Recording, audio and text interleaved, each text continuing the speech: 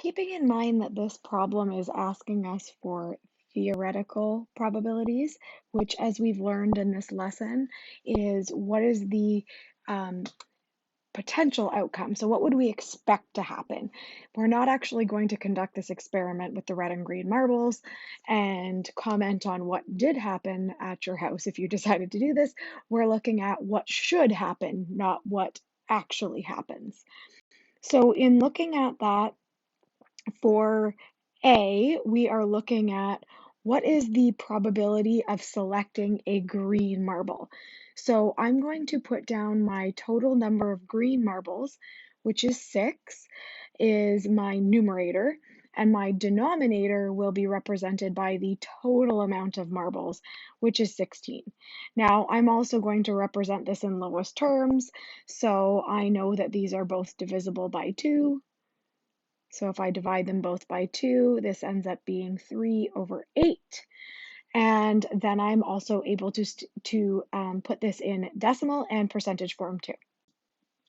In order to put it in decimal and percentage form, I would just take my numerator 3 and I would divide it by my denominator 8. And I end up with a decimal of 0.375, which as a percentage I'm going to put down as 38% in rounding up. So the chance that I am going to get a green marble if I put my hand in this bag and pull it out is a 3 in 8 chance that I will pull a green marble. Next up in B, what is my chance of my probability of pulling a purple marble? Well, there are no purple marbles in this bag, so I have a 0 in 16 chance, or a 0% chance, or a 0.0% chance of pulling a purple marble. It's just not going to happen. Then if I look at the last one, which is what is my probability of pulling a red or a green?